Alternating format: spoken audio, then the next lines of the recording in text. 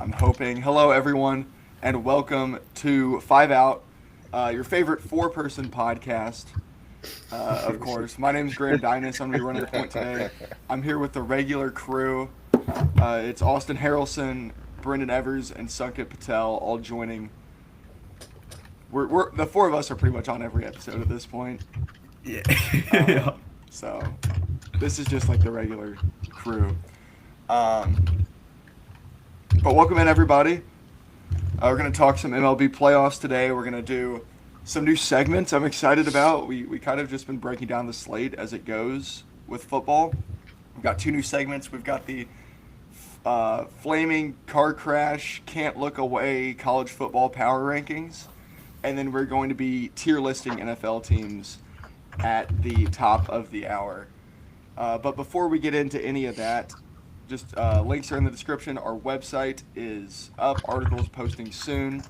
That link's in the description. Make sure to subscribe to the channel here on YouTube and leave a like, leave a comment if you're so inclined. If you're here in the live chat, which I think maybe a couple people are this morning, feel free to chime in. We can get you involved.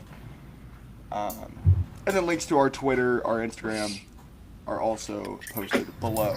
But without any further ado, let's get into it. We're going to start with baseball, with the NLCS, where The last night Brewers lose. the Dodgers completed their sweep of the Brewers. Austin was not on last week. He was not on the show last week. He's our resident Brewers fan. At this time, when we were doing the show last week, they were heading into Game 5 against the Cubs, in which they won. Yeah, a lot has changed in a week. Yes, there was there was cause for celebration, and Whatever. the mood has just shifted throughout the course By of the the way, week. this is the only scenario, too, that we could be talking about the end of the Brewers season. Like, if they had just won one baseball game, Milwaukee would still be playing baseball. Yeah. Just Austin, one, Austin. Just If one. the Brewers had won last night, would you have hope about the rest of the series, or when was it over? So I think it was over after I watched game 2, and Game 2 I where they mean- didn't even touch their bullpen. the only time where during like the regular season where I believe that this Brewers team was like, okay, they're legit, was against Yamamoto and the Dodgers. I want to say July. They pummeled them. It was pitiful. He didn't even make it through the first inning.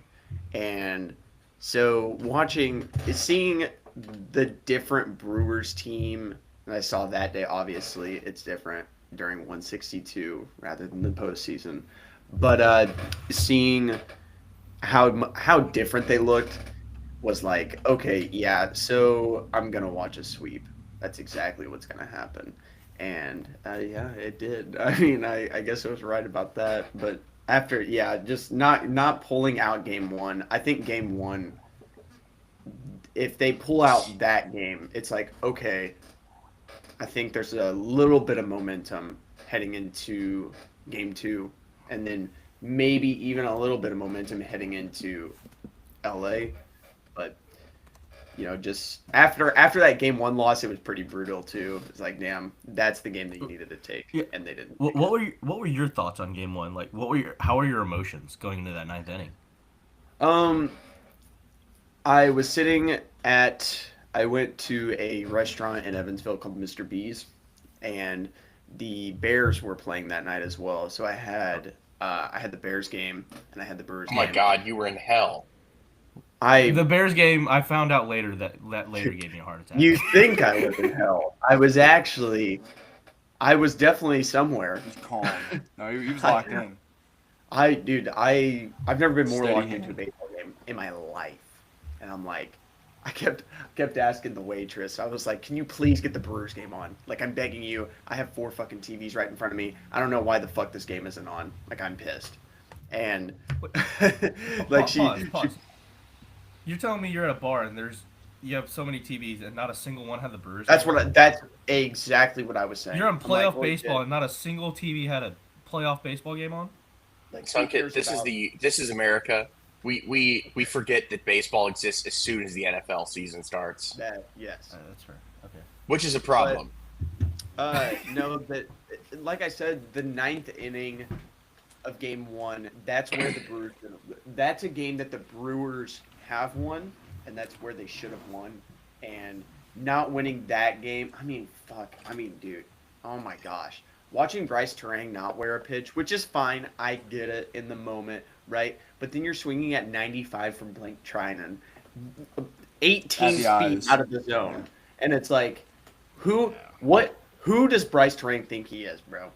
Just take ball 3, smack one into left field. That's all you need to do. This Brewers team forgot exactly what they did during the regular season.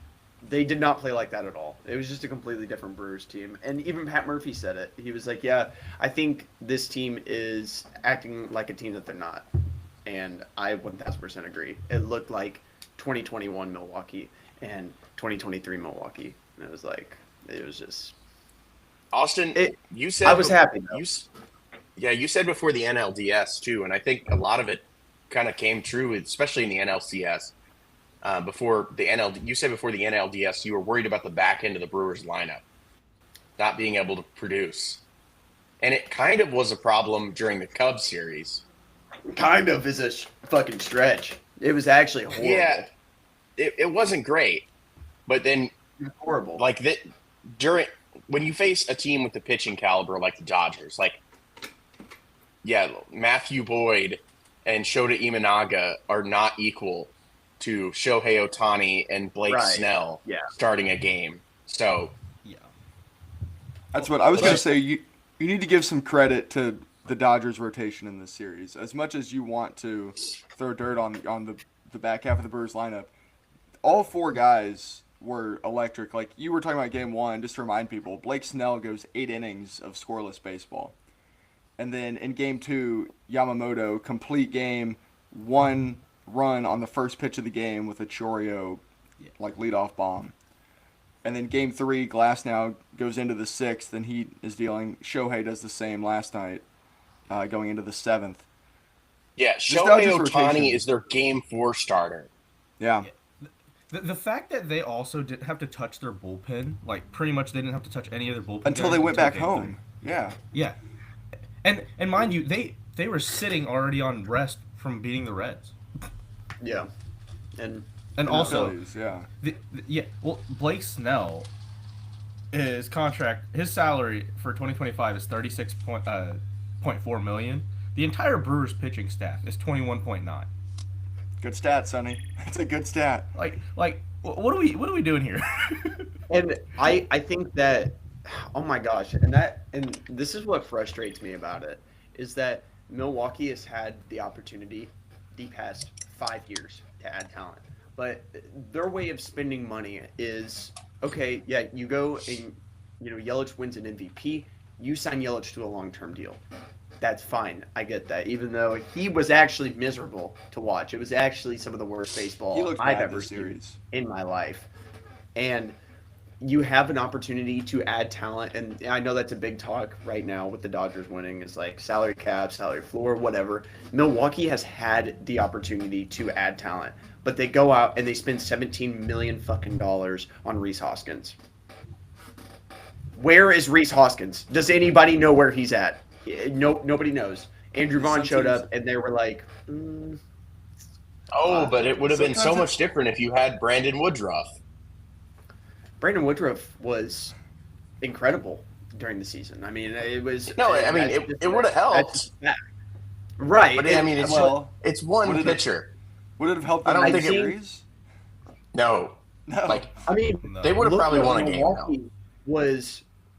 I mean, what Milwaukee was forced to do, even in the NLDS. Like, we're watching a fucking bullpen game for Game 2 and Game 5. We're watching a fucking bullpen game. I'm watching Trevor McGill start a Game 5, winner take all for the NLDS. Why am I watching that?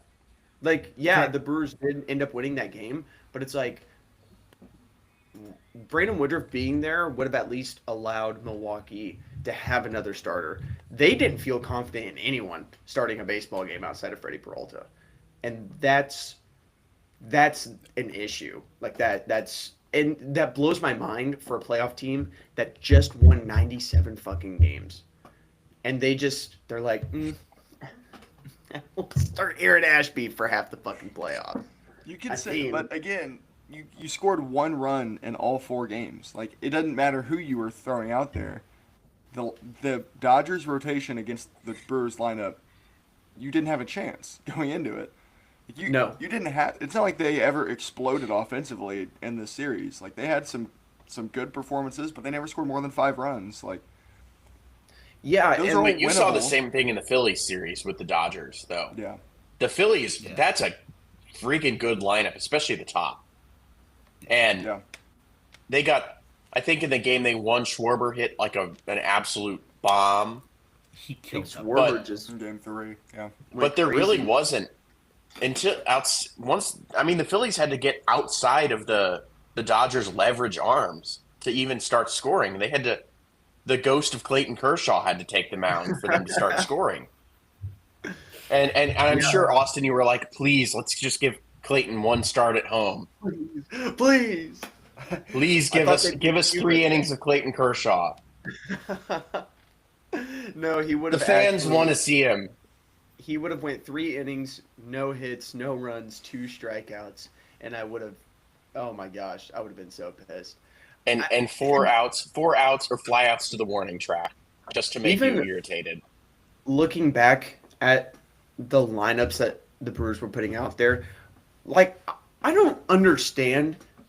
Isaac Collins is going to finish top 3 in a Rookie of the Year voting. He played 3 games. I'd say, why He is played Blake 3 Perkins? fucking games. Why Blake the Perkins fuck starting is every Blake game. Perkins in this lineup? Why okay, Rake Perkins, he's cool, he's fun, he's a good glove. Okay, he sucks. He is not good. He puts up at-bats that Graham Dinas would put up in an MLB game. Like, Yeah. he goes up there and he has literally 0 confidence in any of his ability. And it's so pitiful. And I watched Isaac Collins start 140 games in left field this year, and he didn't touch the lineup. He was a pinch hitter for every single game. I'm watching Jake Bowers play left field. Why is Jake fucking Bowers in He your had a good series. NLCS playoff line? Why is he in the lineup in the Yeah, good series. NLCS? But the problem is, first off, Jake Bowers was the Milwaukee Brewers' best hitter throughout. I mean, I wouldn't say the best, but he definitely, he showed up when the Brewers needed him to. Jake Bauers should not be starting playoff games for any team. And if the Chicago Cubs were walking Jake Bauers out there, I would love it. I'd think, man, this is what I've lived to see. But Isaac Collins didn't play.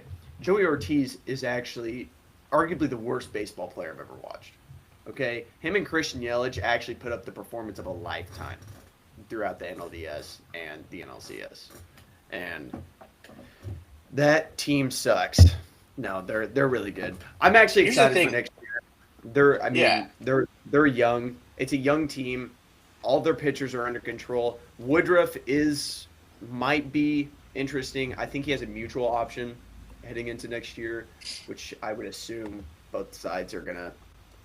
They're going to pick it up. I think it's known that he's going to stay in Milwaukee. And, Freddie's going to be brought back as well, mutual agreement. And then Chad Patrick looked awesome. The bullpen looked so good. Oh my gosh. That was my favorite part of the postseason was getting to watch the Brewers bullpen. And I hated Abner Uribe, shout out Abner Uribe because he actually. Yeah, I threw agree, every- Sunkid. I also hated it too. Yeah. Like when you have Mizorowski coming in and then pumping for the next 4 innings, and you're not going to get a single hit. He looked so bad to end the season, and I think that there's a lot of things that could attribute to that. But holy fuck, he looked so good in the postseason, and I'm like, I go from this is the next Paul Skeens to this guy actually sucks to, okay, well, maybe he's not Paul Skeens, but he's absolutely 1,000%. I mean, I wouldn't say he'll be the opening day starter. He'll probably be Freddie, but I would assume he's probably second in line. I think, and depending on Woodruff, but Yeah, him or Woodruff. I mean, Yeah, that's your opening I'm series. excited. I think that Here's the thing yo, you got it. the thing that scares me is this is as bad as Mizorowski will probably be in his playoff career. Yeah. Yeah. Barring he's- substantial injury, he will Yeah, which you never know. yeah, with and his that's freakish something that type I of actually build. worry about with a guy like Mizorowski, though. If Like it's- they're gonna have to. It's honestly probably good at some point during the season, especially if the Brewers end up on a roll, that he takes like a little bit of an IL stint, just to not throw for 3 or 4 starts because keep it sustainable. don't waste your bullets and don't hurt your elbow throwing against the Marlins on a Thursday. I mean, we saw during the what the regular Dodgers season. did this season. Yeah, give him like an ankle injury or something. The Dodgers just loaded up on. They just had a super deep rotation. They had 9 starters at the start of the year. By the end of the year, they pared it all the way down to 7. But Yamamoto was the only guy that had a full workload in the regular season. The other 6 guys didn't even touch triple digits as far as innings goes. And the Dodgers have the lineup to where they can start these bums essentially during the year and still win 90 games. But if you can put an innings limit on your starters and have them just ready to roll in the postseason, that might be the new meta. Maybe it's an outlier. Maybe the Dodgers are just a complete outlier, which, I mean, there's reason to believe they could be. But it's certainly worth emulating. They spend a lot It's of certainly money. worth emulating. All right, last thing I want to So- talk about with this series. Or go ahead, Brendan. The Dodgers have to be the early favorites, right, for the World Series, depending on no matter who comes out of the AL. Oh, yeah. Yes. I yeah. saw this. This guy it's a 23 leg parlay, and he put 73 cents down, and he is 1 win away. If the Dodgers win the World Series, he wins $46,000. Is it like in the a leg- multi-sport parlay? Yeah, Oh my Like, gosh! okay. Yeah. It's the stupid oh my gosh! I've actually seen that. And it is parlay, and ridiculous that he it's is like- 1 win away. It's the dumbest stuff it's like regular like a Wednesday, Yeah, 3-legger you're throwing together because Illinois is playing, right? And he just on top of it throws Dodgers World Series.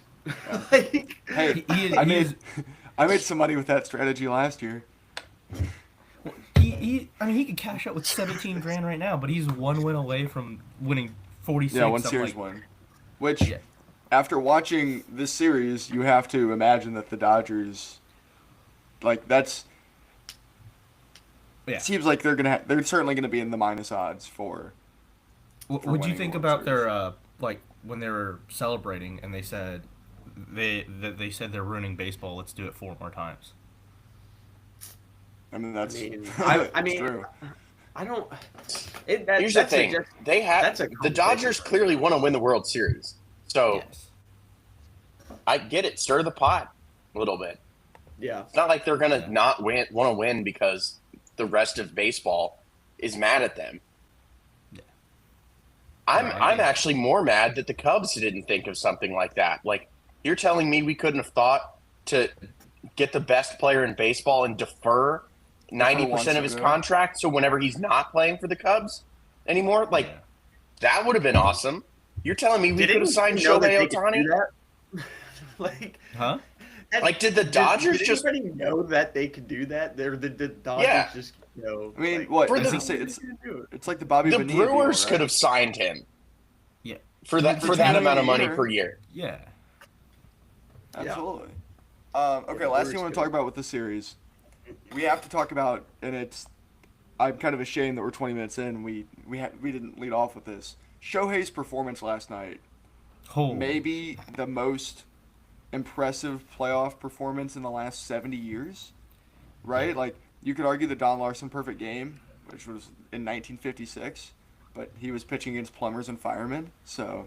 You can take that with a grain of salt. But Shohei last night goes 6 innings, no runs, 10 Ks on the mound. Just Yeah. mowing down. The first inning, Like I was watching the tail end of the Blue Jays Yeah. Mariners game, which we'll get to here in a second. But I see, what did he walk Terang off the top, and then he just strikes out. He strikes out the side following that, and then he hits a leadoff bomb. Yeah, well, Like, he talk didn't even about- go in the dugout. He just puts it on outside. Talk about getting as a pitcher, the one thing you can't control is your own run support, right? But Shohei literally won the game by himself last. Like he could have just went up there. They could have had 8 guys. They could have had 8 automatic outs in their lineup, and Shohei would have won the game. Like Yeah. he had his own run support. I want to play the clip of his second bomb because I think this is the most impressive swing. I love this. This We is, I don't, we think don't this is have the most. to do that. I mean, Yeah, No, I think we have might- to. This swing. Wait, blew I've only my seen it like mind. 4 times. Let me see it. Yeah, Yeah. yeah. Let me Actually, I watch only it. seen it like Yeah. twice, so That's I only need a fair. refresher. Let me see it again.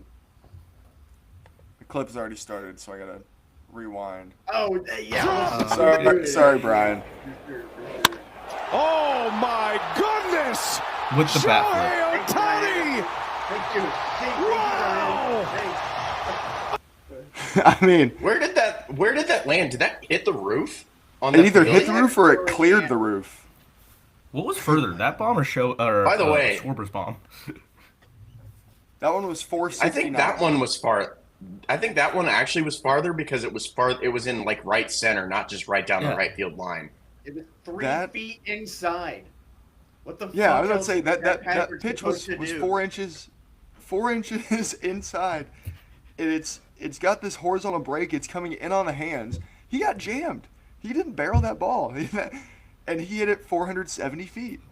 Yeah, thank you That's for making like that's. I one of the don't most think that's impressive getting swings I've jammed, ever seen. Graham. Yeah, I mean, I you never know with actually- him. He's a freak, dude. Like that's. Oh my Well, gosh. Or do we That's drug test actually him? Like, one of the what do we- most what do we do frustrating here? things. In baseball, when you watch your team get a homer hit off of them on a pitch that was a on a good pitch, Great pitch. Yes. you're like, can't throw a you're better telling pitch me than that. he hit a homer on a pitch that was like 2 feet high or something like, or that was way inside. You're like, okay, well, throw up your hands because you did everything you were supposed to. That was not a bad pitch. Oh man, If Joey you told- Otani's ridiculous. That was Chad Patrick, right? That was pitching? Yes. Or was that Miguel? If you told Chad Can we- Patrick that he was going to throw that pitch in that location and he's going to get a swing on it, he would have celebrated. Like, he's like, I'm out of the inning. No. Like, that's impressive. And so you just got to throw up your hands at that point, Austin. What more could you really have done? You can't get mad at I that. said, Yeah, what are you gonna do about it? You know, I mean, that's exactly right. That's all you can do in that situation. All right, let's Austin move on to the Harrelson other was already series. down. And we just, Yeah, I mean, just, it like, was Shohei Ohtani just decided he just wanted to take the bat and just beat him to pulp last night. By the way, Yeah, we didn't even talk about the ALDS, the end of that series being incredible. The Oh, that was Tigers awesome. Mariners game. The current the Tigers We talked about that Mariners last game. night. Oh, did we? Did we touch on Yeah. that? That was Yeah, last. because that's what we let I off. thought with. that was Saturday night. It was my Friday bad. Night. It was Friday night. yeah, it was. That was a pretty great good. series. In the ALCS, by the way, great series. Yeah, Yeah. a lot of offense. The I Mariners actually have don't care which one of those teams wins. I'm happy Carolina? for both of them.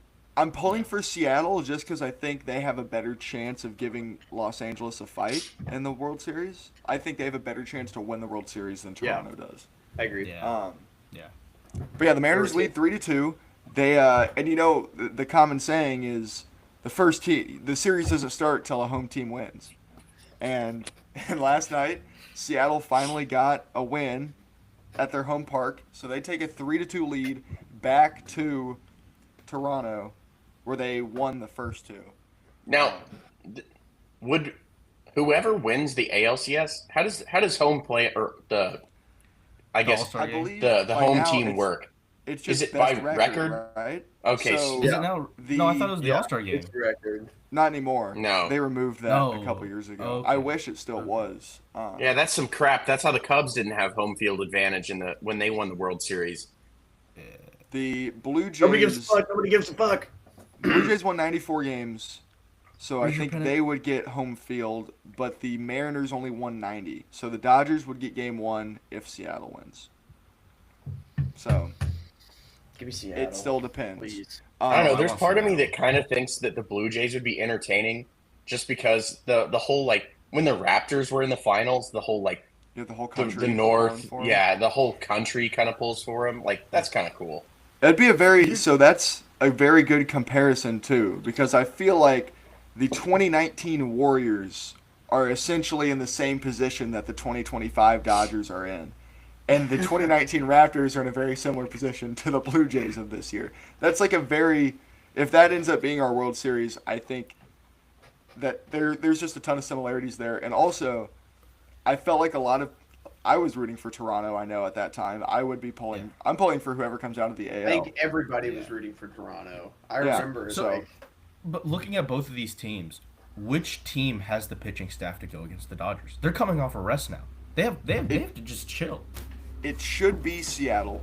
That's the Yes. point I was going to make. Seattle, Yeah. on paper, has a better staff than Toronto. Now, in this Yes. series, that hasn't necessarily been the case. The only two games that have been really strong by the Mariners staff have been the two games that Bryce Miller's pitched, games 1 and 5. who would have Which- thought? Yeah, the Gilbert start was just slightly below mediocre. Castillo and Kirby both looked bad. Yeah. So you got to think they're probably going back to Gilbert. Wu came out of the bullpen last night, it was last night, which I found Yeah. interesting. He gave up a run, but I think he came in the 6th and then he finished the 7th, and he looked pretty good in the 7th. So who knows Get if he Kirby, maybe too. starts a game. Kirby, I would say, is they're gonna save for 7, maybe in a bullpen role. I would imagine they're probably going to go Gilbert. Do we have probables yet? I know I looked last night and there was no listed probable starters. I have not looked. The Blue Jays would be going to Savage. This game is not today; it's tomorrow. Yeah. But Savage was really bad in Game 2, so maybe are they considering jumping him and going to Bieber on 3 days rest? No. That's another question. Again, maybe No. these questions can all be answered if they've listed probables, but I would Yeah. imagine they probably haven't. Did you guys see the clip of Max Scherzer basically shoving his pitching coach out of the way? I did watch Refusing that. to be If taken out of someone the wants game. to pull that up while I look this up, Dude, and that's Mad Max. That's fucking Max Yeah. Scherzer that I watched when I was younger, when he was on the Okay. Tigers. And the Toronto is Nationals. going Savage. That's locked in. Yes. Seattle's still undecided. Yes. But I'd imagine it would be Gilbert. Which that's a guy I'd want throwing for my team Yeah, I In a- think like- even. Yeah. in a series clinching game. Oh But we saw how good gosh. Savage was in the ALDS in his spot. So Well, Yeah, okay, I so remember- there's a clip of him shoving his pitching coach, and then there's another clip of John Shire coming out to the mound trying to take him That's the out one and I him was yelling talking at him. about. Yeah. Yeah. I'd I like to have see both. I'd like to Yeah. see Just both. Yeah. both. Yeah. He's a freak. Hang on, let me He's a fucking let me freak. find a clip that doesn't have John Boy's face on it. Went to Mizzou, by the way. I believe. He's from the St. Louis area. I do know that. Okay, here we go. Max sure doesn't think he's coming out there to say you get one more hitter. Hey, He's a scary. yeah, I'm dude. good. Max sure Yeah, I'm doesn't good. think Let's he's go. coming out That's there what to- he's saying. The different colored Yeah. eyes. He's a psychopath, man. Yeah. He's a psycho. And it's funny because he's not that good anymore, but he's like, all He right. was pretty good. He was pretty good in Game 4. And He was saving his bullets all season for the playoffs. right, Yeah. right. The velo's funny. back up to 91. The Blue Jays are turning their season on the line. They're like, you see, the Mariners have this strong, like, deep, young rotation, and then He's the getting Blue into that Jays Kyle are- Hendricks form. Blue Jays in Man, games. he's back Game up to 7. 91. Game 7, they're going Shane Bieber and Scherzer, and maybe they're going to use Chris Bassett out of the bullpen. Holy We've got shit. Gosman on short rest, maybe, if they want to go back to that God. well. Chris. Everyone's available. We'll get the retirement home out. They're all up in the bullpen. Last you can't night- tell me the by the- Blue Jays wouldn't get absolutely curb stomped by the Dodgers. in the World Series. Like you So you can't think tell me that- that. But They would get again, roiled. not to make another 2019 comparison, but if you would have you had the Astros against an upstart Nationals team that was 12 games under 500 in late May, no one thought the Okay. Nationals are going to win that series. Okay. So like, Yeah, it's just and baseball. this Blue Jays team is actually, you just cannot compare the two. You I can't. mean- This Blue Jays team was better in the regular season than that Nationals team was. Yeah, So, but could- there's no Steven Strasburg Okay. or Max Could you Scherzer imagine- or, Patrick Could you imagine Corbin. Game 3 of the World Series? Imagine it's the Blue Jays versus the Dodgers, and you have Clayton Kershaw versus Matt Scherzer in 2025. And they're both coming in the 7th inning. Yeah, I was about to say there's no. I don't In even an think there's a 8-1 shot game. that Kershaw shows up in that series. He's just sitting on the sidelines. Yeah, just if He you might could be only sitting in the imagine. stands at that point. So game 5 last night, the Seattle takes a 3-2 lead. I thought for sure watching that game that they were going to drop that game. That the offense had not Yeah. made a move since they'd gone back home. And then you get the Cal Raleigh solo bomb to lead off the 8th, Big dump. followed by 3 bases, the pitcher allows the next 3 guys to get on, and then Eugenio Suarez goes oppo, grand slam with his flowing hair. Like that's a moment for sure. That's why you trade for a guy like Eugenio Suarez is Yeah. like you could talk about how bad he was in the second half, but you get him for a moment like this. You knew that you were going to be making a postseason push. And sometimes you just need depth in the lineup. You need to have options because it's like Cal Raleigh's done an incredible job of being clutch this postseason. Yes. Like he's come through in a lot of big spots. But baseball is a game where you can't just like if you can't have Shohei. Shohei was awful up until last night offensively. Your best player is not going to come through every time. So you need to have as many good players as you can in your lineup in the hopes that you get to the right guy at the right time. And Eugenio Suarez was that last night. So Kerry Carpenter against the Tigers. against the Coming Tigers. clutch. Oh, Huh? we're down Brendan. I'm sure he'll be- Brendan decided to check He'll be out. back shortly. Can But we yeah, change so- sports, please? I'm Yeah, begging. we're going to. I think. I'm begging. So yeah, so game 6 Sunday. I'm assuming Sunday night, probably 7:00 start. On Fox, or maybe FS1. I don't know. So, All right, so let's, all of our time. But before you jump across, all of Yeah. our time schedules are screwed now. I think. What do you Because they're mean? going to be playing at weird times for them, and we're going to get a 5:00 start time while they're playing still in 3 I think p.m. we'll be in the good afternoon. now. I think from this point on, for the rest of the year, we will not have a single doubleheader. Like it's just going to be one-off games from this point on. So I Oh, think yeah, most yes. games will just start at 7. Right? Maybe Yeah, 8 okay. when they go out to LA. Maybe they'll bump it back an hour when they go out west. Yeah. I guess if it's Seattle's playing, then maybe they'll all be late. Yeah. But yeah, I think schedule should be back to normal. Okay, so we're trying out new things here. We've been running long on some episodes, and we're trying to make some changes potentially. See what works, what doesn't. So today, for college football, we'll talk about the slate a little bit, and we'll talk about the games last night because there were some upsets that involve our panelists. We're gonna keep doing this. But we're going to start with a new segment, which is the Week 8 Flaming Car Crash Can't Look Away College Football Power Rankings. So all of the members of the podcast that you've seen throughout the weeks, we have a big group chat. I made a Google form, and I just sent out, hey, send me your top 10 Flaming Car Crash. I can't look away. This team's collapsing and burning right now, and I want to keep watching because it's funny.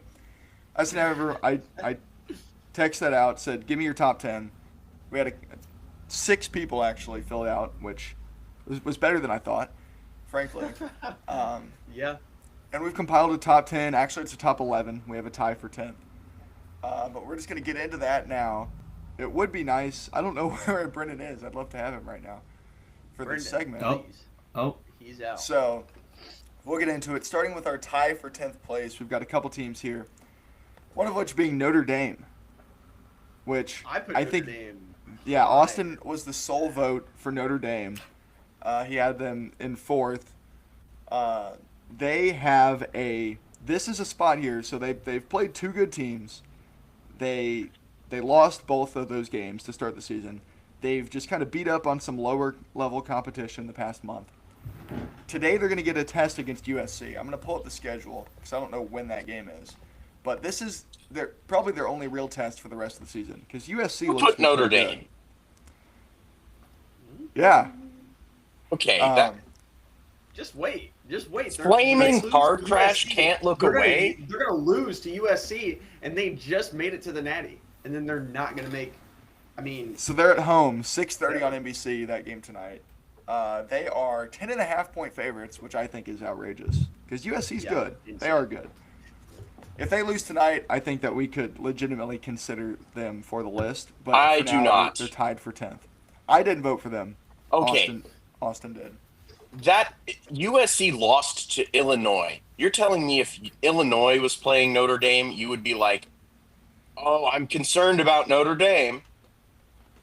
Illinois is good, but Notre Dame was in the Illinois is college good. football playoff conversation to begin the year for a reason. they're still in it. So, They've- and I mean, but we're also having a conversation about Penn State, and Penn State was a top 5 ranked team in the country, and same with Texas. Wait, was Those this are our two number teams- 10? Yeah, we have a tie for 10th. They are one Oh. of the teams. Austin, don't jump the gun. There's plenty of Yeah. time to talk about Penn Don't State. spoil. There's a chance Penn State's not even on the list. Yeah. Yeah. Yeah. There's a And then we chance. should be taken off the air. Also tied for 10th, we have the Virginia Tech Hokies, who have fired their coach. And they haven't necessarily rebounded, but they're not losing every game. Like, they lost to Old Dominion earlier this year, who may actually be all right. No. You can't leave it at they lost to Old Dominion. They lost by like 30. Yeah, they did get home blown out. to Old against Dominion. That That's that's a fair why point. they're on the list. That's why they are also on the list. Teams Rick lose to Rice group now. of 5 schools. That happens. Losing by 30 is unacceptable. Getting a multi-score That's group of actually 5 insane. loss. Yeah. That puts you in flaming car crash territory. All right. Number 9. Because they were both tied for 10th. Number 9, we have the Oregon State Beavers, who are just Poor kind of Oregon a sad State. sight right now. They're 0-7 if I remember correctly. They're just, I mean, and they didn't have high expectations, but they have kind of been in pitfall ever since the Pac-12 dissolved. And it's just not pretty. Yeah, the thing is, the reason I put them on my list is they were literally a home dog against App State this year. And this is a And- bad App State team. And App State is not the team that had game day coming to campus like 3 years ago. And the thing is, their schedule not hard. They have a And couple. They have They a play couple. Mountain West schedule. Yeah, they're basically playing a Mountain West schedule. They're playing, they've got like Fresno State, Washington State twice, I believe. Like, it's not a tough schedule. And they find themselves at 0-7. Like, at one point, like, I just can't believe that team was a decent Pac-12 school back whenever the Yeah. Pac-12 existed, and how far they've fallen. They had a good year. The last year of the Pac-12, whenever everyone was like, why are we dissolving this conference? With DJU at quarterback, right? If I'm remembering correctly. DJ Uiagalelei. There we go. DJ fucking so, yeah. ass. Yeah. Oh, Horrendous quarterback. by the way, the Flaming Car Crash Can't Look Away Bowl of the Year might happen on November 8th, Is that... where Sam Houston travels to Oregon State. Oh. I Sam can't Houston imagine bad. that Sam anybody Houston- will be watching that game. Sam Houston receiving votes, but did not make the top 10. Coming in at number 8, we have the Florida Gators, who I think this is like there's kind of two aspects of the power rankings. It's the flaming car crash side and the can't look away side.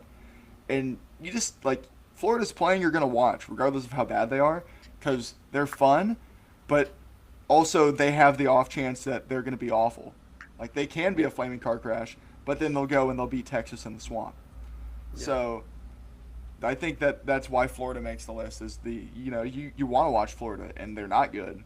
You're gonna fire their coach. They're gonna fire their coach certainly. Yeah, they're a big market SEC school for a reason, but like it was like the coach definitely saved his job too for a little bit by beating a Texas. Mm. And then it's like Mullen, you're like, oh, maybe he's gonna stick around if he turns it around this year, and then it's like, nah. And they get beat by A&M by multiple scores. All right, number 7. And this is a team I did not vote for, but I think they're on flaming car crash watch. We have the Iowa State Cyclones. Ooh. Who win in Ireland against a team in Kansas State that also received votes but did not make the list. Because they've kind of turned it around after their horrific September. They've had a strong enough October. Iowa State, on the other hand, they're in the top 15, and then they're starting to fall apart, or maybe they just were never that good. But that's a team that to keep an eye out for a flaming car crash game. Number 6. I actually forgot Kansas State existed, and they might have made my list because they got blown out, or they gave up a bajillion yards to Army at home. And I totally forgot about that. That was a game that happened. Yeah, we're all laughing because that's just funny to think about. Yeah. Big 12 school gave up like 400 yards of offense to Army. to a military school that just runs the option 60% of their plays. The clock was running the whole time. It could have been worse. Number 6, and this is a team that got a lot of their weight based on my poll. The Auburn Tigers and Auburn I think is not bad, but each game that they lose is more comical than the last. God, it's horrible. The quarterback plays is suspect. Jackson Arnold is horrific at quarterback, and I don't know how much Auburn Georgia you guys watched last week because it was running with the Brewers Cubs game, but the 2 minute post 2 minute warning of the first half of that game, Jackson Arnold fumbles a millimeter short of the goal line, and like they went to like a 5-minute review, determined it was a fumble, and then Georgia goes 99 yards down the field and scores, with like 70 of the yards being from penalties that were like just like all judgment calls. Like Kirby Smart is like in these refs' ear making calls. All of them are being reviewed. It took them 45 minutes to go in the 2-minute drill from the goal line to goal line. And then oh my God. Also the moment where Kirby Smart is sprinting down the sideline. I'm sure you guys saw this. And he's timeout. And then the ref calls a timeout and he goes, no. I was just clapping. They're clapping. They can't clap. That's disconcerting signals. And the ref's like, okay, yeah, sure. You don't have to use that timeout. You can keep it. I couldn't believe it. I did not see that. I couldn't believe it. Yes. I also did not see that. They gave him he's like, no, I was just clapping. Okay, I thought he called time. I saw the clip. He's literally doing this. Yeah, no, he's calling the timeout certainly. And then whenever the refs like, are you taking the timeout? Kirby's like, no, I was clapping. And the ref's like, okay, here's your timeout back. Man, and like Hugh Freeze is like beside himself on the sideline. He hates it.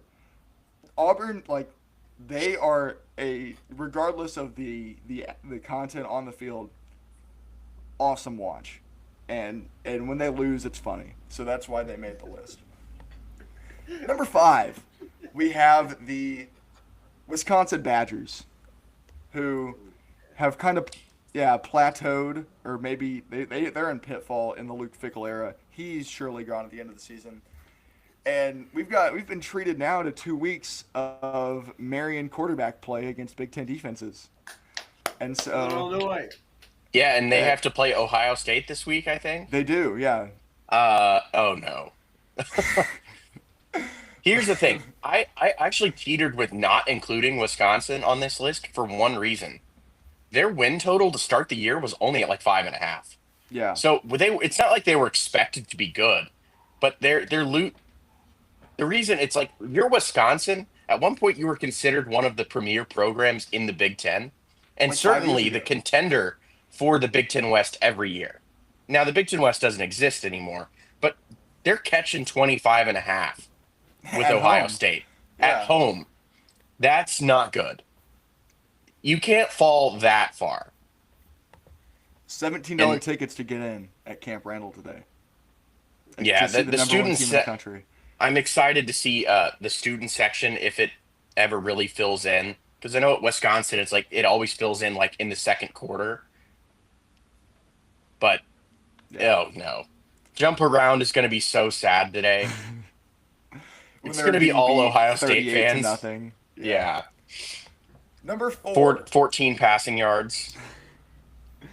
I don't know if Hunter's getting to start today or not. I'm curious to see that. I can't. I think at this point you have to move on to a different guy. But maybe not. Maybe they're going to continue to trot him out. Raphael McRae is going to get a start. Yeah. Hey. Actually, might be Two-sport better. athlete. Number 4, we have the Texas Longhorns, led by Arch Manning, a team that I did not vote for in my poll because I think they're turning it around. They had a good win in the Red River did- shootout last week. I didn't include them as well. I know Austin did. I believe Nick did as one of our other voters. It's Arch Manning's ass. But is he? Because he looked pretty good last week. They're a team look out for this week. Again, like these are all teams you're going to want to watch. That was good. Thank you, Sonny. Texas is playing at Kentucky Sorry. We on heard that. ESPN. Yeah. Your ringer is on. Texas playing Kentucky today. Arch needs to show up for this game. That's actually such a fitting sound effect for talking about Texas, especially how they were early in the season. Yeah. No! We'll see. I'm surprised that was the only one that went off. I think I still think Texas has a path to like 9-3 though, like and the playoff berth potentially, but Oh my god. we'll see. Preseason number 1 to unranked in like 6 weeks is hard to do, so they deserve their spot. All right, our top 3 was pretty unanimous, I would say for the most part. Number 3, the Clemson Tigers. We are just under 2 weeks away from Dabo Ween. I think you can say they're turning around. They have a path now with Miami losing and Florida State not being any good. Florida State also received votes. They were our first team out. They have a path to still play in the ACC title game, which is kind of exactly what they did last year. Because they were not good, but they won the ACC. That's still very much on the table. They could still go 6-2, but even with that, like it's still funny to watch what this team was in the preseason compared to what they are now. Yeah. And Cade Klubnik's bad at football. Also, Cade Klubnik is questionable today. So, Oh, that's fun. and also this might be one of the better teams they're going to play in the ACC for the rest of the year. Like SMU, they're not bad. So, if they lose today, it's over. Yeah, But they were at one point losing to an FCS school or a really low group of 5 at halftime. Like Troy, yeah, they've had they're some playing Troy. They've had some horrendous losses this year, and they just look uninspired. Also, Austin, didn't you say Cade Klubnik should win the Heisman at the start of the season? That was a How's that going? preseason prediction. We're much like the AP Top 25 here at 5 Out, and our takes are They changed it awful to at the Carson beginning of the Beck, year. and Carson Beck threw fucking 4 picks last night. So, I mean, I really just need to stop talking about college football, apparently. This is yeah. My bad, guys. My bad, okay? Who could have known? A lot of people have the same opinions. So Yep, Arch Manning was the betting favorite by like 3. He was like plus 600, and Cade Klubnik was plus 900. Okay, I like the odds. Cade Klubnik's odds were better. Arch Manning's ass, not good, and now they're actually just both not good. So Love that. Number 2, our preseason flaming car crash, can't look away team of the year. The North Carolina Tar Heels, coached by Bill Belichick. They played last night. They lost to the California Golden Bears. It was a 3-point game, though. And Cal's like not a bad team. They were on the road. That's a good Cal team. That's improvement. That being said, I was watching that game. I had my quad box up. I was watching that game. I was watching the Nebraska game. And I was watching the 2 baseball games that were happening. I guess we were down to just the Dodgers Brewers game last night by that point. Thank you for reminding us once again. North Carolina receives the opening kickoff. I'm assuming they lost the coin toss and they got the ball to start the game. And on the first play, they throw it to their running back on a little bubble like orbit type route, and he fumbles on the first play. And I didn't have the volume on, but I was laughing in my living room by myself because that's hilarious. Like if there is a play that encapsulates this North Carolina season, it's that. Like it was like a pass that was completed for no gain, but instead the running back just fumbles right after the catch. But yeah, again, like huge car crash. I don't know if you guys saw the clip that was released this week by Pablo Torre with the Jordan Hudson interfering with the like CBS Keys to the Game Belichick segment before he got hired. It's like a 6-minute clip. We're not going to watch it here because we don't have time, but I'd advise everyone to go watch it because you have a 6-time Super Bowl winning head coach sitting in the chair, and you have his 24-year-old girlfriend standing over at everyone making suggestions what his keys to the game should be. And she doesn't really know what she's talking about. She says the words Adobe Photoshop like 6 times, which I'm sure pisses Brendan off. You say the phrase Adobe, and I get like a cringe in my soul. I love I could get started. I love them, but I also hate them. That shit is so expensive. Yep, I agree. If I didn't have a license through my job, who's buying that? It's like $80 a month. Okay, yeah, anyway. It's actually insane. But Adobe, if you'd like to sponsor the show, hit us up. We're willing to take any sponsors at this point. This segment could be a recurring segment, but it's sponsored by no one. Kind of like EJ's Nito stat of the night on Inside the NBA. Another thing on UNC was earlier in the week, there were reports coming out that there was already a potential buyout plan for Bill Belichick.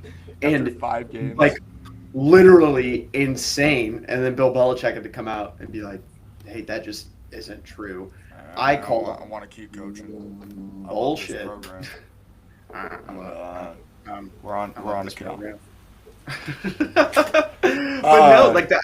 I think that right there just it says everything that you need to know about UNC football right now. Yeah, they're in a complete state, and it's not like UNC is some like powerhouse college football team. Yeah. They've had some good years in the past 10 years because they've had good quarterback play, whether it's Trubisky or Sam Howell or Drake May. Oh, dude, like, come on. They're good quarterbacks. Do you guys want to hear what their average rushing yards I do. per game is? I do want to hear that stat. Actually, I actually want to hear what number you think it starts with. 5. No, lower. 3. Yep, 36. They're averaging 36 yards per of rushing yards per game. And Bill Belichick loves to establish the run. Like that's his. Like he would love to run the ball. And man, guess what though? They're averaging less penalty yards than their team, so they're winning than their opponents. You know, so they got one positive category there. Number 1, the unanimous team. We had 6 voters. South Carolina. 2 of them. South Carolina received votes as well. Yo, 2 of them strictly only voted for number 1. It's the Penn State Nittany Lions receiving all 6 first-place votes. This kind of came out of nowhere. They just kind of took the nation by surprise. They lose a close one to Oregon, and then boom, season's over. And the reason why we did this segment is this is all just a big lead-in, essentially, to talk about the James Franklin firing. Because they lose at home to Northwestern, which no one should do in the Big Ten. And that's it. He's gone. He's had 3. He's only had 2 bad weeks They lost 3 games. One of them was acceptable. They had 2 unacceptable losses, and he's gone. They're forking over $60 million for him to not coach. And I don't know when this is happening. He has an exclusive interview on Game Day this morning. That could be happening right now. So I'd advise everyone to go listen to that when you find it on social media after the show.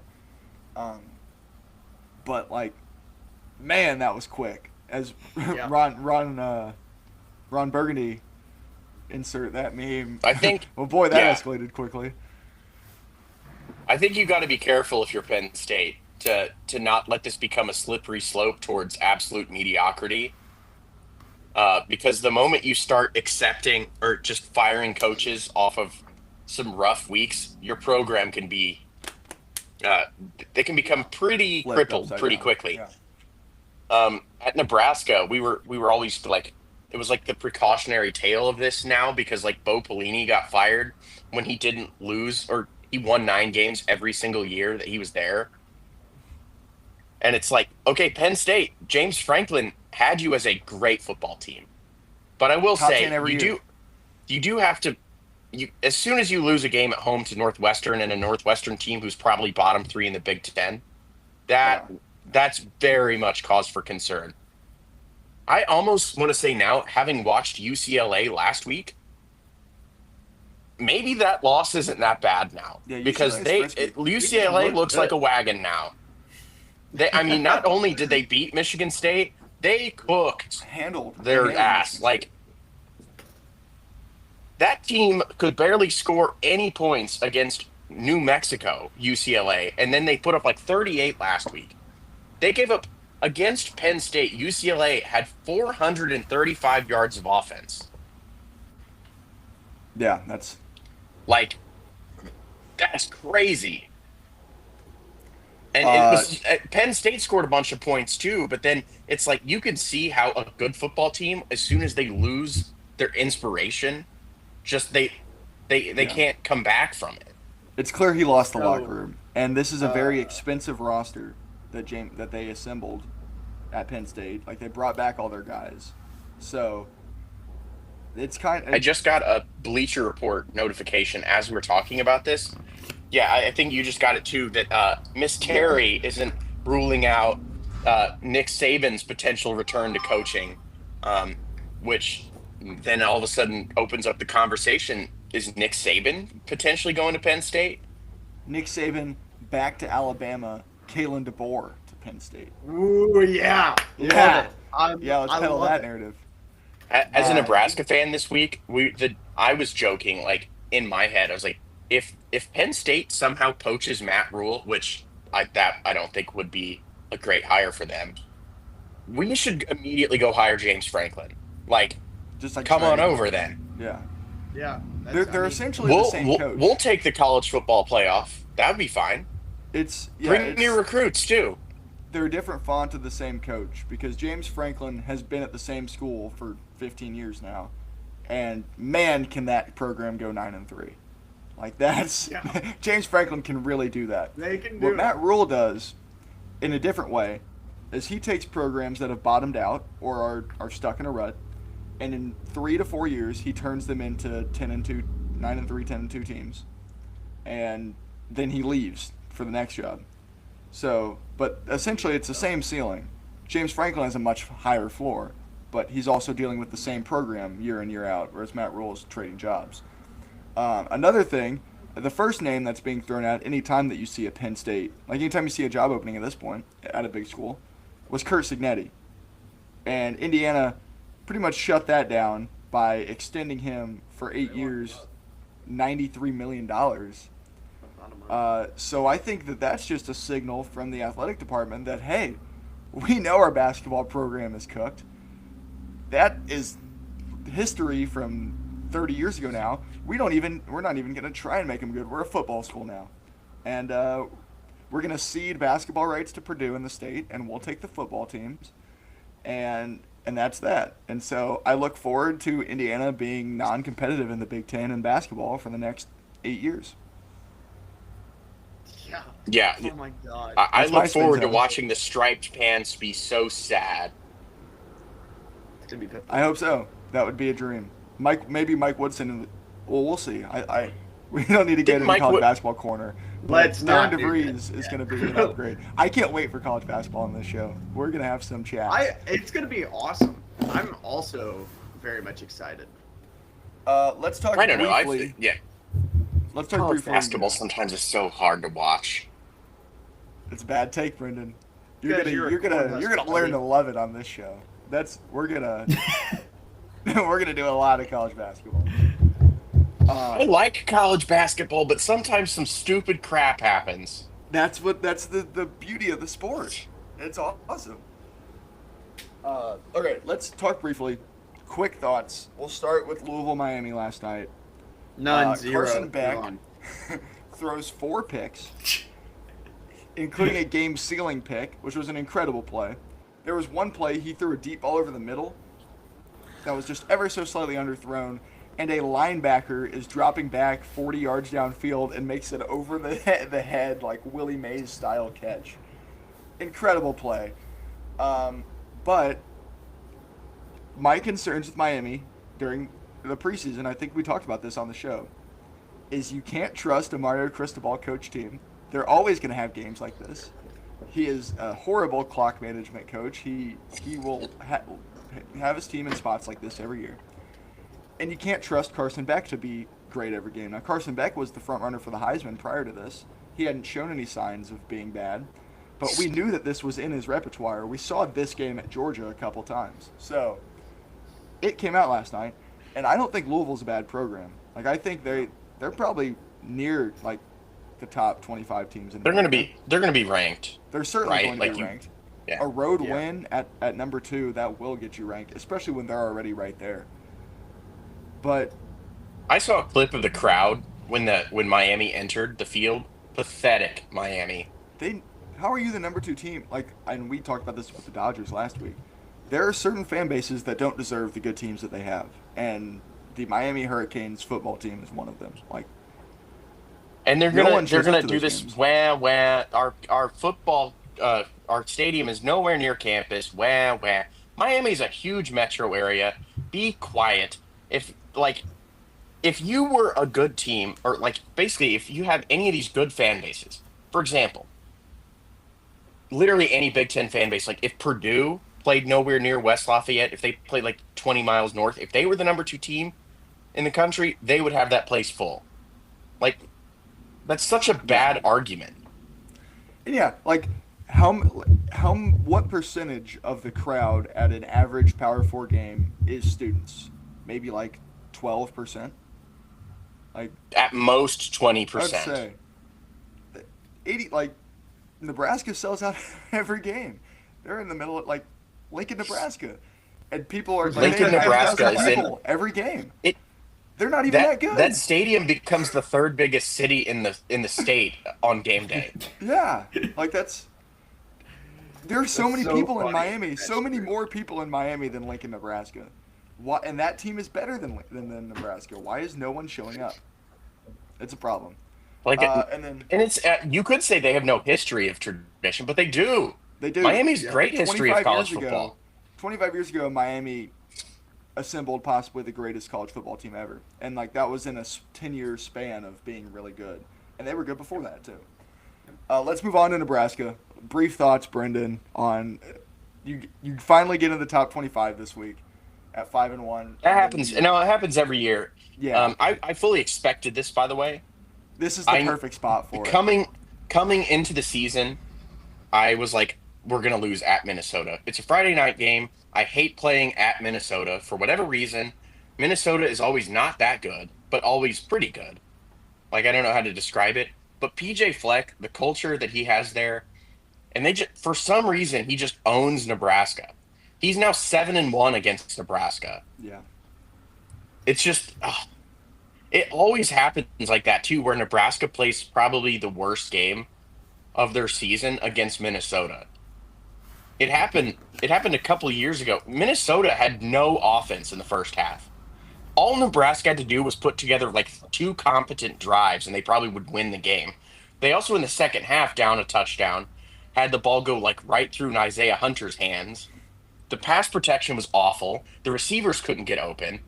the backs couldn't block anyone, and Raiola didn't meet a. He went into the warm embrace of the defensive line like 8 times on his own on his own accord. Like everything was a problem.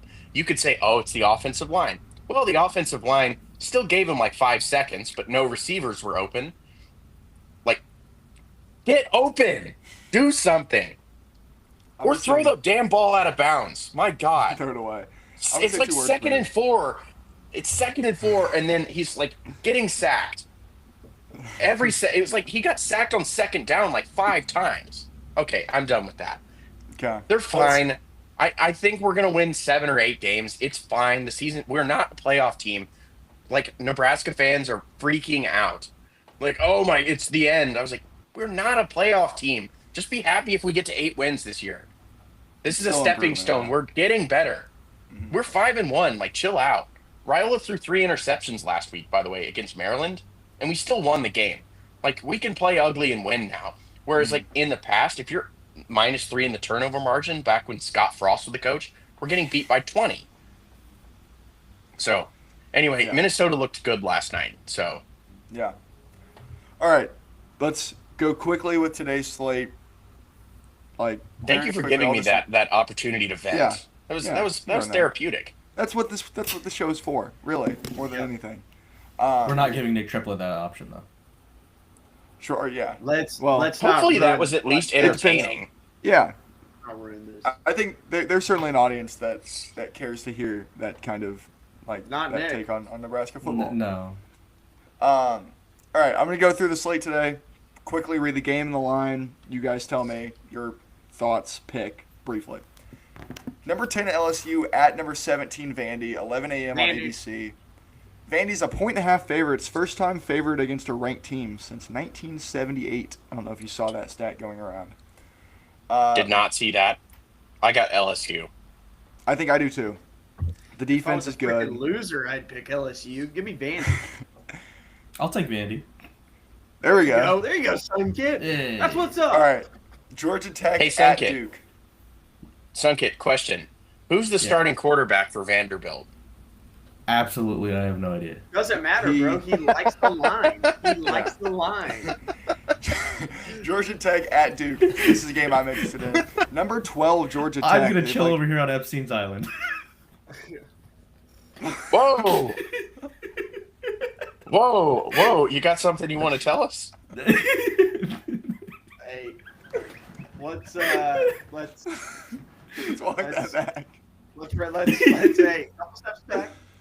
All right. Georgia Tech, number 12, Georgia Tech at Duke on ESPN here at 11. Unranked Duke, 3.5-point home favorite. Georgia Tech's just kind of snuck their way into the top 12. I think this is the game they drop because I think Duke's pretty good. They've bounced back after that Illinois game well. Duke is pretty good. Begging for a Duke and Georgia Tech has played some games that they probably should have lost. And Brent Key Wake Forest game comes to mind. Yeah. The fire drill against Clemson, a lot of lucky wins have led them to being number 12. And hey, maybe they're going to come out and be really good today. Yep. Washington getting a 9 a.m. body clock start at Michigan. Big noon kickoff on Fox. Michigan 3.5-point favorites at home. Washington's pretty good, man. I don't know. I think I'm going to go with Michigan. I trust their run game enough to get the win, but Washington's good. And a lot of people are clamoring for them to be ranked this week because they're 5-1. Their only loss was to number 1 Ohio State. So. And that's a good loss. That's the best loss you can take. They did not get trampled. They did not. Yeah. It was a good. I think last Friday they beat Rutgers at home, and Rutgers was, I think, a 4-win team at the time. So. And they won by 3 scores. Washington has proved that the rebuild that they've from last year to this year, there's so much improvement with that Washington team. Yeah. And by the way, if they had any really, if they just weren't Washington, if you put an SEC school name behind them, they'd be right now they'd be number 15 or something like that. Yeah. Absolutely. That's kind of been the debate on because isn't Vanderbilt 5-1 as well? Yeah, with their loss being a home loss. And they're 17. Yeah. So that's the point. right? Again, who has Washington beat though is the other problem. Like obviously you can take that's the same argument with Illinois. Illinois had probably the two best losses you can take in America right now, but who have they beat? Duke on the road. But is that worthy of getting you ranked? Probably not. Western USC. Illinois. USC at home. Oklahoma in a bounce back spot potentially on the road at South Carolina, 11:45 on SEC Network. OU's a 4.5-point road favorite. South Carolina. I mean, this could be a get back spot for them. I know two teams suck. that need to win today. Like South Carolina, looking at their schedule, they've got a brutal stretch. I think it's Alabama, then Ole Miss. For South Carolina, they have to get this win. Like this is a game they have to win. Or if they want to be bowl eligible. Yeah, that's at the point of South Carolina season where we're talking. I mean, last season it was all. I hate the Gamecocks. I'm not a fan. All right, okay. I don't like what they're doing down there. We're talking about Cox again. Whoa. Sink it, dude. I mean. Second's kind of on a heater right now. He's kind of on a Deion Waiters type run right now. He's just putting shots up. He's shooting 30-footers with a hand in the face. There's like 18 seconds left in the shot clock. Sunkit, we have like 30 subscribers, and you're gonna get us canceled. Yeah, we're. Dude, we gotta get these guys off the Deion Waiters run, bro. I mean, I can't. I'm getting flashbacks to Fozzie, bro. I'm just like. Cut out Fozzie if he's watching, bro. Okay, number five, Ole Miss is at number 9 Georgia, 2:30 on ABC. Georgia 7.5-point favorites at home. I don't think Ole Miss is that good. No, they played a close game. They were losing to Washington State at home last week. Yeah, and again, not that good. This is the game that Lane goes out and wins, though. Like he'll look bad against Wazoo, and then he'll beat Georgia on the road. So there's always that window. I think I'm going to take Ole Miss to cover, but maybe Georgia to win within a score. I think that's reasonable. Yeah. This game could go a lot of different ways, though. I still don't have a full identity on any of these SEC schools. There's no separation between 1 and 10 in the SEC at this point. I'm slowly starting to like Alabama coming out of the SEC. Alabama looks really good. They have looked incredible. There are rumors that they were in Tallahassee on Friday night before the opening game, and they were up to 3:30 getting Uber Eats and having girls in their hotel room and stuff, and then they just didn't come ready to play. And as of now, I have to believe that's true because they looked awful in that game, and they've looked really good since. So yeah, no, I think that Alabama team, Ty Simpson looks really good. Really good. With the loss last night for Miami and Carson Beck throwing 4 picks, he, I believe, probably assumes Heisman favorite. And that's crazy. Mendoza. I mean, the way that we were talking about Ty Simpson heading into the season, I know the way I was talking about him, he is absolutely 1,000% exceeded expectations, and so props. Yeah. All right, we talked about it briefly. SMU at Clemson, 2:30 on the ACC network. Clemson 3.5-point favorites at home. I think this is Clemson's spot, dude. I think that Clemson's ass and SMU is. I mean, I got nothing on this game. Yeah. Okay. I'm good to move on. Let's just keep moving. Texas Tech at Arizona State, 3 p.m. on Fox. Texas Tech sneaky wagon right now, 6.5-point favorites on the road, and I like them to cover. I think outright. Yeah. I think they're pretty good. They're certainly the best team in the Big 12 right now. I'm going to that game. Oh, yeah, I guess yeah. Okay, at Mountain America Stadium. Yeah. What's so funny is that I work with some ASU fans. And ASU went from being irrelevant, nobody you'd go to games, and now they had that one season of success last year, and now all of a sudden everyone's right back out. Yeah. So tickets to this game, the reason I'm going, they were $25 to go see a sneaky good Texas Tech team. And Sam. And it should be fun. Yeah. I don't know if Sam Levitt did not play last week, and it was Jeff Sims. Jeff Sims. Did you guys know he was still playing college football? I did. I knew he was there. I heard that. I heard that when I was watching that game last week. Yeah, Jeff Sims started a game. He didn't throw an interception, though, so I don't know where that was whenever he was wearing the scarlet and cream. But next. Let's go. This is our Flaming Car Crash Sicko game of the week. It's a combination Sicko and Flaming Car Crash. On the cock at 6 p.m. Penn State at Iowa. Iowa's a 3.5 point favorite at home against Ethan Grunkmeyer and the Penn State offense. There's no fucking way that I'm not watching that game. Are you feeling I've got to tune in. Are you feeling drunk right now? Dude, that is like, if you hate yourself, oh my gosh, that's insane. Tune in. You're gonna have to figure out a new way to quad box because Iowa's gonna storm the field if they win this game, aren't they?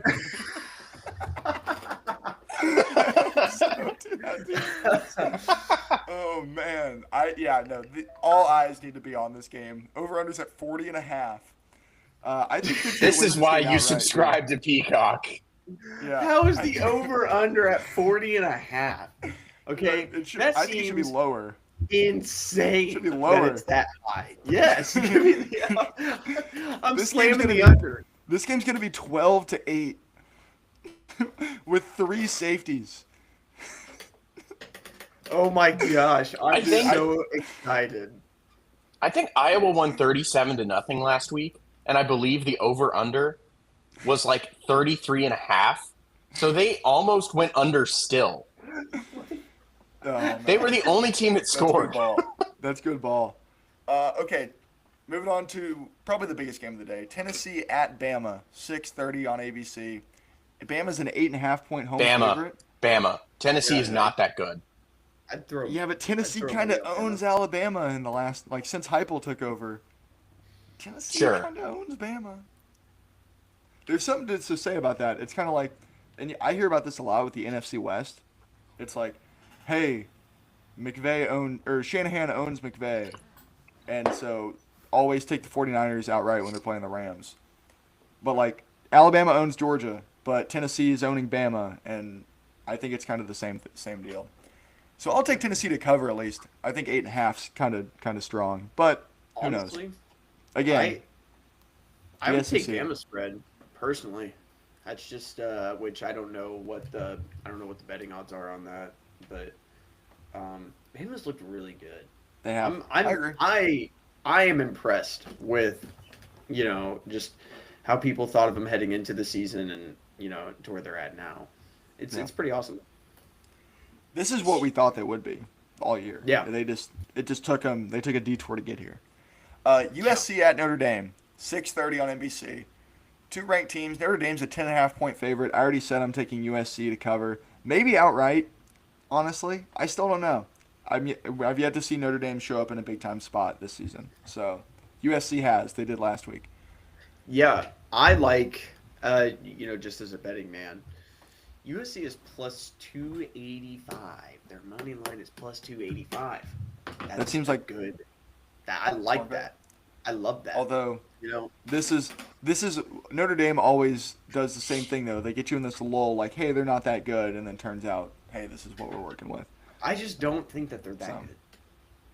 The defense was problematic early. I'm curious to see how it looks this week against USC because the USC offense is great. It's been clicking. Mayava and Mekhi Lemon is a great duo. Probably the best. Well. Probably the best in the Big Ten. Luke Altmaier and Hank Beatty. You think that I'm not peeling my eyes away from Penn State, Iowa to watch this game. Well, okay. Well, can I interest you? Can I interest you in Mizzou at Auburn at 6:45 on the SEC network? Ooh. That's where that game deserves to be. Yeah, Mizzou's a 1.5 road favorite. Auburn, though, like I said, Auburn plays funny games. They're kind of like the Bears of the SEC. Like, regardless of how good you think they are, they're going to be in a competitive. That's a great comparison. Going to be funny. And they're going to make it closer than it needs to be somehow Yeah. if they're like way better than you. Yeah. I'll take Mizzou to win Also- outright just because they lose this. Like Auburn loses this game every time. But go ahead. I also think Missouri's going to win this game. Did you see, though, that Mizzou hasn't played a road game yet? I didn't know that. How is that They possible? haven't. What? Did they? They had a Have they not bye. played a road game, or have they not traveled? Hang on, let me pull it up. I saw it on Twitter this They week. haven't played a road game. Was the Kansas game a neutral site, or was that in Columbia? No, that was in Columbia. Okay, so yeah, they've played 6 home games. Wow. I did see a stat that it was like Hawaii has traveled through the air like 2,900 miles or more than that, maybe. I don't know what the number was. And Mizzou has traveled 0. What is this schedule?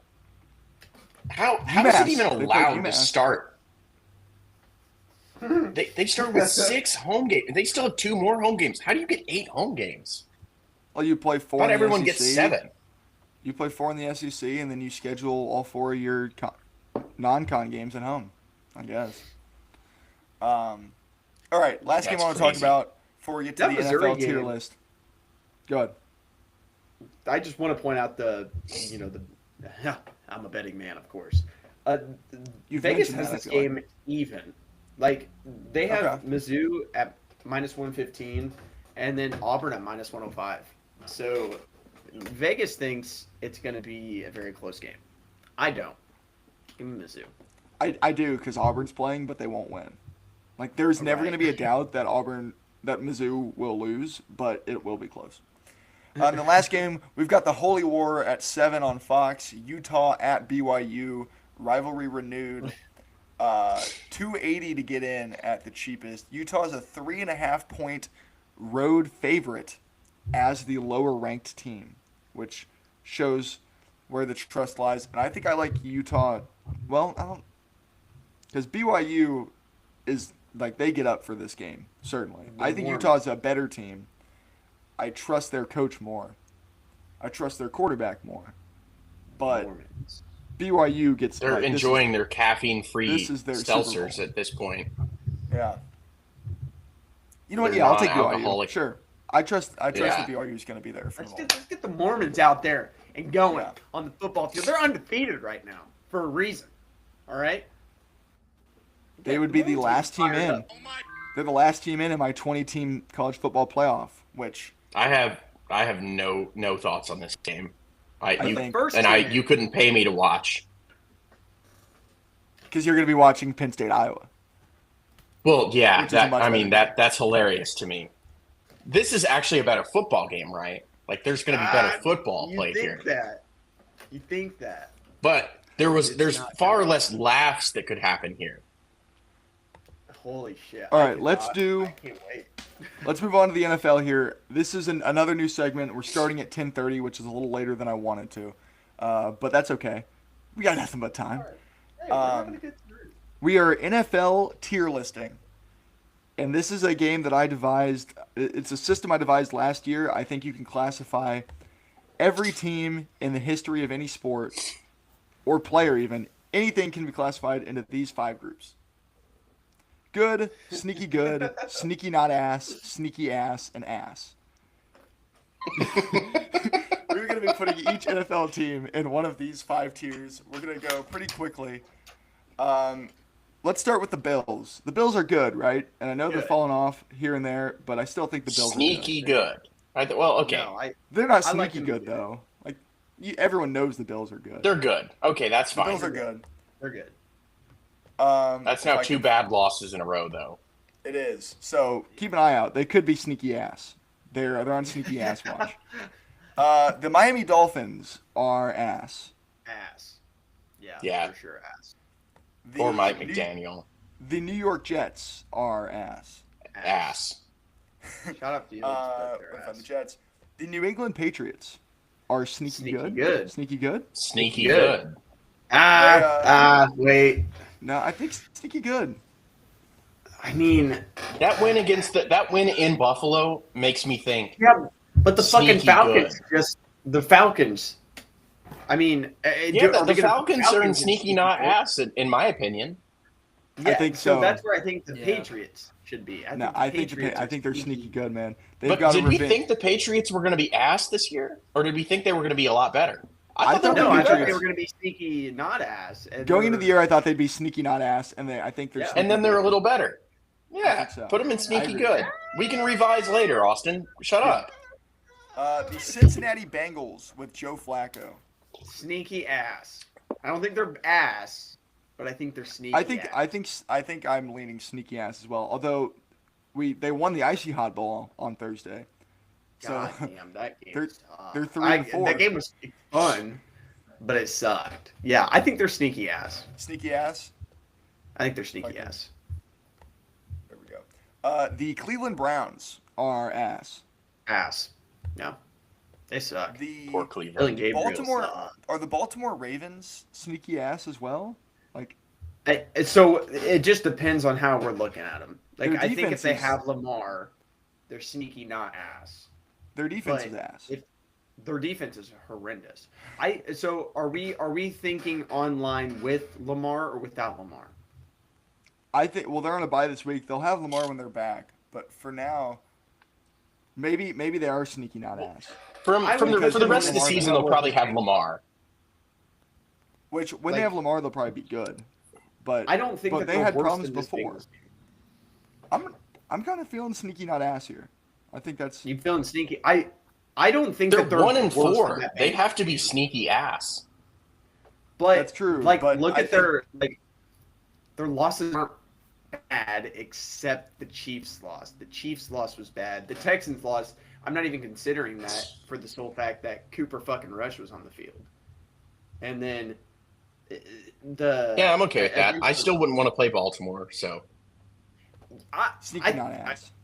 Are we putting them in sneaky, not ass? I think so because I think now the rhetoric around that team is that they're ass. Who did they play last week, though? They kind of got smashed. The Rams. They played the Rams. They only lost But 17-3, they but had they only scored Two 3 quarterbacks points. play. Yeah. So I would say sneaky, not ass, because I just don't think that they're any. I I'm don't okay think with that that. they're with the Bengals.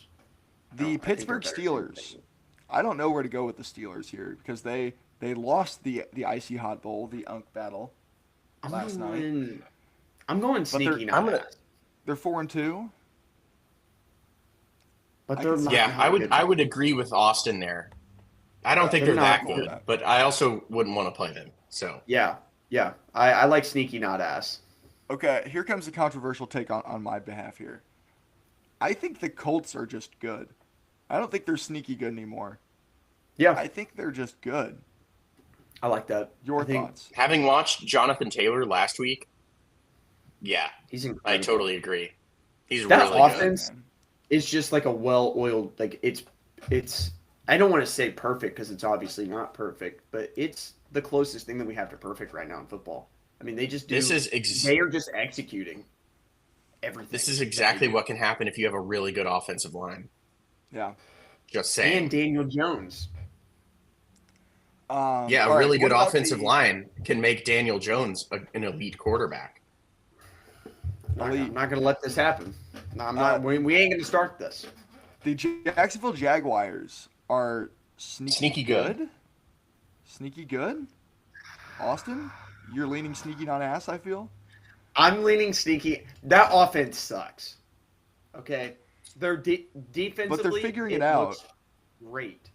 I don't think they are though. Trevor Lawrence is just not good. He's just Trevor not Lawrence, good. sneaky ass. Trevor Lawrence is sneaky ass. He's sneaky ass. That could be a segment for next week's episode. I with think sneaky quarterbacks. good, though. The amount of I times still- we have said ass already. That's the whole point of the list. Brendan, I think- where are you leaning with the Jags? I think Are you- sneaky are you good. going sneaky I good? think I'm also thinking sneaky good. They could end up being sneaky, not ass, depending on what they do in the near Well, future. you'll get my full Oh take my when they come out to the desert with the roof open in November and play the Cardinals. You know, Yeah.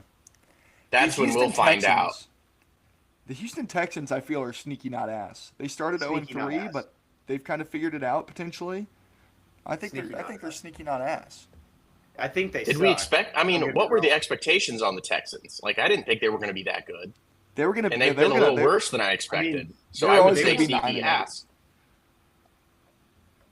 Hey, well, I like I it. think I like it. I'm not gonna lie. I could see it going either way though, because I think when they started 0-3, I think they've kind of flown under the radar now. Like people thought they were sneaky ass, and the last 2 weeks they've Sunkit, flown what do you under the think? radar. Yes. Yeah, I like that. I like sneaky not ass because I think that they just pummeled that Ravens team 2 weeks ago, and that Ravens. No, team- we can't have a double standard now, Austin. Who was playing quarterback? I mean, that's fair. They beat Now the all of a shit- sudden they it's a put good win 40 against the points on Ravens? them. Lamar Jackson doesn't play defense. Like the final score would have been 45-40 if. Yeah, but you can't get scored on if you have the ball. I guess. Actually, I think that's I'm not gonna- true. I think I'm gonna leave them there, but again, who knows what happens in the near future could change that. Yes. The Tennessee Titans are ass. Ass. They look. That's horrible. pretty easy. They The just Denver- fired Brian Callahan, so Yes. it's probably gonna get worse. The Denver Broncos are sneaky good, although that Jets game, I'm having second thoughts. The London game they looked atrocious, but they still won. I think they're sneaky not ass. To be honest. Like if we had the I think Jags, we expected them to be pretty good, though. Yeah, and But they're that they're great. 4-2. They still won. Like they're Yeah. tied for the lead in the AFC They're West on. still. To me, they're on sneaky ass watch, though. I think they're sneaky good, but they could be sneaky ass if Bo I Nix think- continues to underperform.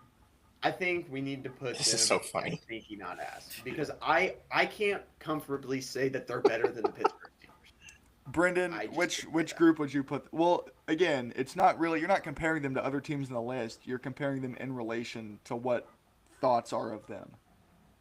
In Sneaky not. like The in Broncos? list. Yeah. Yeah. Where would you put them?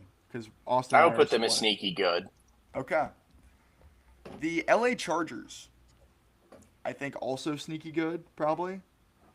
Right? I mean, they lost that game to No, the they Giants, just got pummeled by the Commanders. I mean, but they're I would put again them. they're They leading still the have AFC Justin West. Herbert. Yeah. Yeah. They're also tied for the AFC West lead. So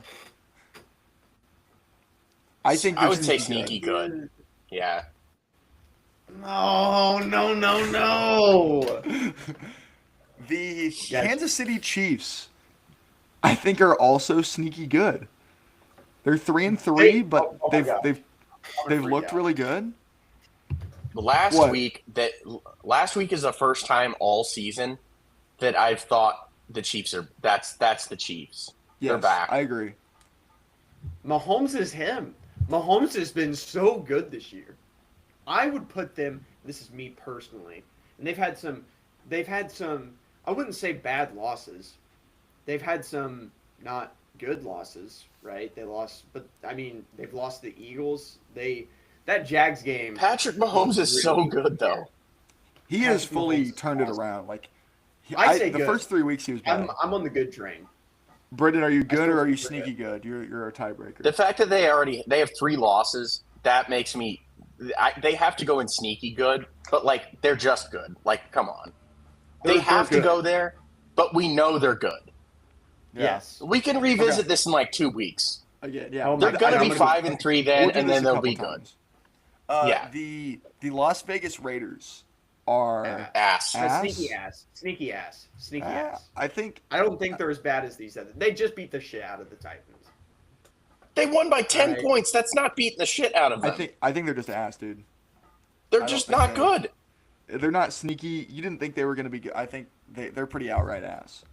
Put them in. Yeah, they're ass. Okay, on to the NFC, starting with the Dallas Cowboys, who just lost to the Sneaky. Panthers. Sneaky Sneaky ass. ass. Sneaky They're sneaky. ass. That defense, Defense is Dak putrid. Prescott Oh has my been goodness. great. Dak is so good. He's I been stayed awesome. away. I stayed away from Dak in fantasy this year because I had him. I think I've had Dak the last 3 years prior to this year, and he was pretty good, and then he was really good, and then he was awful last year. And I was like, I just don't want to touch it. I wish I would have, because now I'm stuck with a Jordan Love, Matt Stafford platoon based on That matchup. sucks. and I wish I had Dak instead. The Philadelphia Eagles.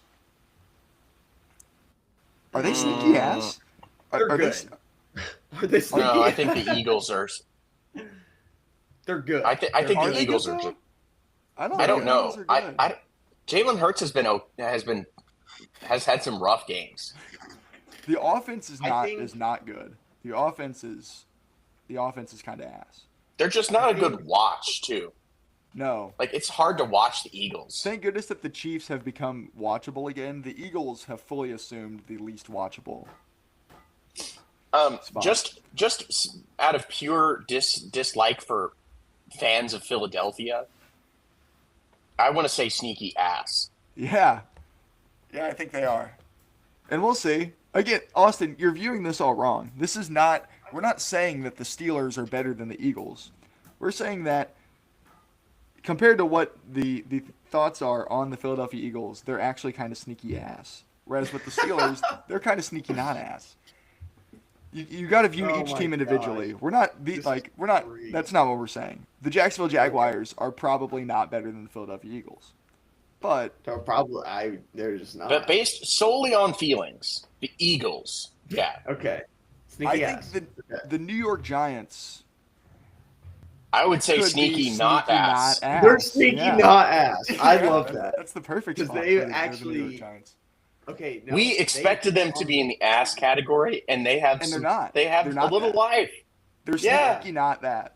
They're You fun. thought they'd be ass, but they're sneaky. They're not ass. They're fun. The Washington Commanders are good. I mean, they lost to the Bears, but No, I Jayden would say Daniels is back. they're sneaky good. I mean, they're probably ass, right? No, they're not. That's They my are not. perspective on them, I mean, All right, Um, Sunkit can break the tie. Yeah, I think they're either good or sneaky good. I was gonna go. I think sneaky they're good. I think they're sneaky good. I think. They're, Okay. I think I'm cool with they're- that. The Bears. I like to rate things based on like if my team was playing them, how comfortable would I feel that we could get the win? And the Commanders are not a team I'd necessarily love to. I would love to and face also, off against.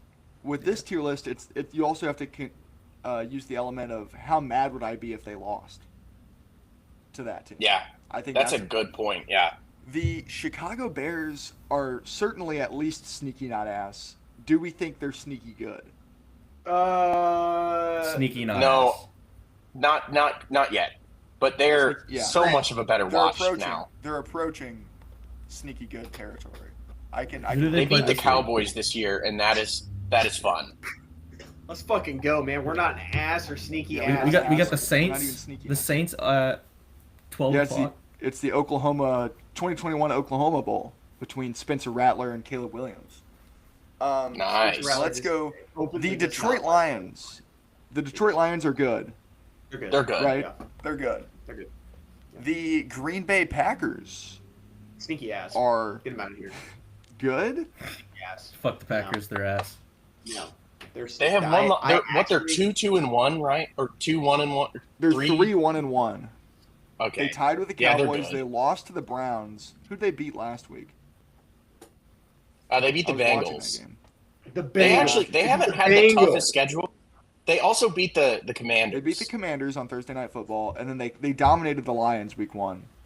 They're still good. Until further They're notice, good. I think they're good.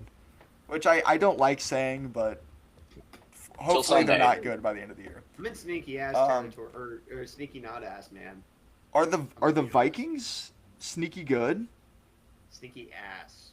Sneaky ass. That offense. And is- that defense, though, like obviously Horrendous. the quarterback is a problem, but that defense is just too good to.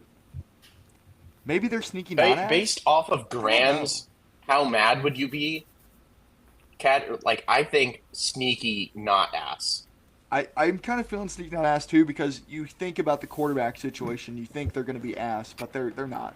They're sneaky not that. I can. Let They that also go. still have think Justin they're- Jefferson, so And they have JJ McCarthy. It cancels out, buddy. I mean, Yeah, that's true. That's true. He's right. The And, Tampa like, Bay Buccaneers are good. They're good. They're good. The Tampa Bay Bucks are good. Is this the first Wow. time in a couple years that the NFC has been better than the AFC? Last I think we're moving. I think the NFC last year was. You do? Right. I but mean, the AFC, the Bills, the Chiefs, AFC still and has the Ravens? Chiefs.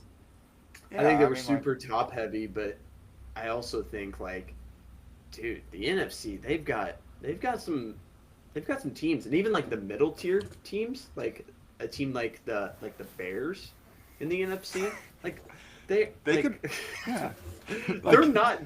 they're better. I would say They're the sneaky not Bears ass, yeah. are better than the middle tier teams in the AFC. Like I would actually say the same thing about like the Seahawks too. Like they could have been bad to start the year, and they've been pretty good. Yeah. They've been Well, kind of we'll fun get to to the watch. Seahawks.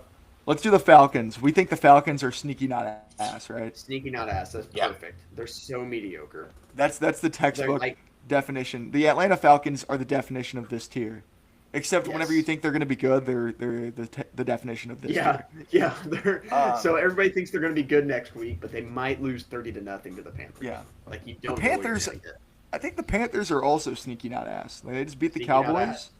They're 3-3. Yep. They have a chance to move to better than 3-3 this week. get. Bryce Good for the Young Panthers, man. has actually been solid.